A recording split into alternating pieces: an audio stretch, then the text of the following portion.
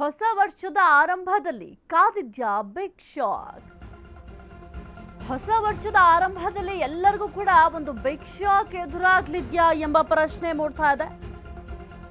ರೋಡಿಗಿಳಿಯಲ್ವಾ bus, ಜನರಿಗೆ ಪರದಾಟ fix. ಹಾಗಾದ್ರೆ ರಾಜ್ಯ ಸರ್ಕಾರದ ವಿರುದ್ಧ ಸಾರಿಗೆ ನೌಕರರು ಸಮರವನ್ನ ಸಾರ್ತಾ ಇದ್ದಾರೆ.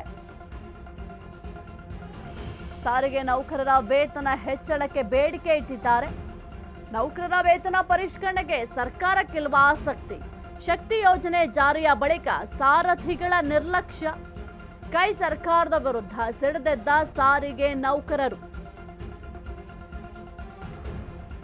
ಸಾರಿಗೆ ನೌಕರರು ಪ್ರತಿಭಟನೆಗೆ ಸಕಲ ರೀತಿಯಲ್ಲೂ ಕೂಡ ಸಿದ್ಧತೆಯನ್ನ ಮಾಡ್ಕೊಳ್ತಾ ಇದ್ದಾರೆ. ಯಾಕೆಂತಂದ್ರೆ ಒಂದು ವೇತನವನ್ನ ಪರಿಷ್ಕರಣೆ ಮಾಡಿ, ಯಾಕೆಂದ್ರೆ ಸುಮಾರು ವರ್ಷ ಆಗಿದೆ ವೇತನವನ್ನ ಪರಿಷ್ಕರಣೆ ಮಾಡಿ. ಹಾಗಾಗಿ ಸ್ವಲ್ಪ ವೇತನ ಪರಿಷ್ಕರಣೆ ಮಾಡಿದ್ರೆ ಎಲ್ಲರಿಗೂ ಕೂಡ ಅನುಕೂಲ ಆಗುತ್ತೆ. ಜೊತೆಗೆ ಕೆಲವೊಂದಿಷ್ಟು ಬೇಡಿಕೆಗಳಿದ್ದಾವೆ, ಆ ಒಂದು ಬೇಡಿಕೆಗಳನ್ನು ಈಡೇರಿಸಬೇಕು ಅಂತ ಸರ್ಕಾರಕ್ಕೆ ಸಾಕಷ್ಟು ಬಾರಿ ಮನವಿಯನ್ನ ಮಾಡ್ಕೊಂಡಿದ್ದಾರೆ.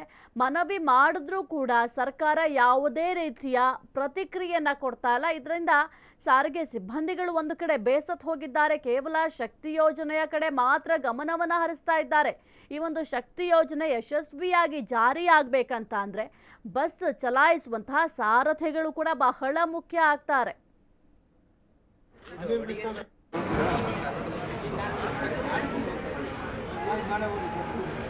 ಈಗ ಬೆಂಬಲ ಕೊಡ್ತೀನಿ ಅಂತ ಹೇಳಿ ಅವರು ಚಂದ್ರಶೇಖರ್ ಕೂಡ ಹೇಳಿದ್ದಾರೆ.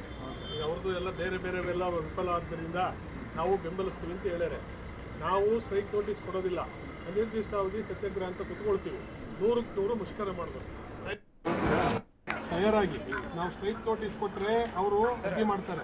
ಅನಿರ್ದಿಷ್ಟ ಅಂತ ಕುತ್ಕೊಳ್ತೀವಿ, ಅನಿರ್ದಿಷ್ಟ ಎಲ್ಲರೂ ಮಾತಾಡ್ತಾರೆ.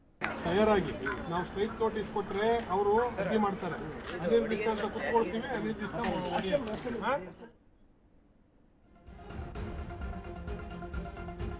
ಹೋರಾಟ ಮತ್ತಷ್ಟು ತೀವ್ರಗೊಳಿಸಲು ಸಿಬ್ಬಂದಿ ಸಿದ್ಧತೆಯನ್ನ ಮಾಡ್ಕೊಳ್ತಾ ಇದ್ದಾರೆ. ಈ ಬಾರಿ ಡೇಟ್ ಅನೌನ್ಸ್ ಮಾಡದೆ ಮುಷ್ಕರಕ್ಕೆ ಪ್ಲಾನ್ ಮಾಡ್ತಾ ಇದ್ದಾರೆ.